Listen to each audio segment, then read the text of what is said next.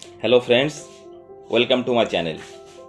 ঠিক 2 সপ্তাহ আগে টি-20 বিশ্বকাপ ফাইনালে দক্ষিণ আফ্রিকাকে 7 রানে হারিয়ে বিশ্বজয়ী হয়েছিলেন ভারত। অধিনায়ক ছিলেন রোহিত শর্মা। 14 দিনের মাথায় আবার বিশ্বজয় ভারত। লেজেন্ডদের বিশ্বকাপ চ্যাম্পিয়নশিপে ফাইনালে পাকিস্তানকে 5 উইকেট হারিয়ে চ্যাম্পিয়ন হলো ভারত। লিগ পর্বে পাকিস্তানের কাছে পরাজিত হলেও ফাইনালে হারের বদলা শেষমেশ নিতে পারল ভারতীয় দল। শনিবার বার্মিংহামে টসে জিতে প্রথমে ব্যাট করার সিদ্ধান্ত নেয় পাকিস্তান। 20 ওভারে তারা 6 উইকেটে 156 রান করে। ব্যাট হাতে 36 বলে 41 রান করেন শোয়েব মালিক, এটাই দলের সর্বোচ্চ। বল হাতে অনুরিত সিং 4 ওভারে 43 রান দিয়ে 3 উইকেট পান। একটি করে উইকেট পান বিনয় কুমার, পবন নেগি ও ইরফান পাঠান। রান তাড়া করতে নেমে শুরুটা ভালো হলেও 3 ওভারের মাথায় পরপর 2টি উইকেট হারায় ভারত। এরপর একটি গুরুত্বপূর্ণ পার্টনারশিপ তৈরি হয় আম্বাতি রাইডু এবং গুরকিত সিংয়ের মধ্যে।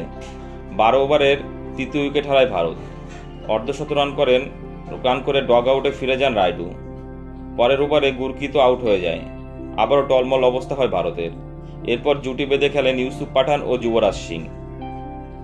19 ওভারে গুরুত্বপূর্ণ ইনিংস খেলে আউট হন ইউসুফ।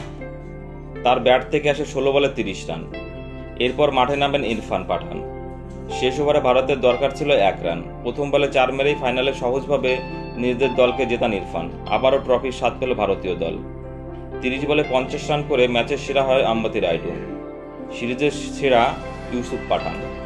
বন্ধুরা, পাকিস্তানকে হারিয়ে আবার বিশ্বজয় ভারতের।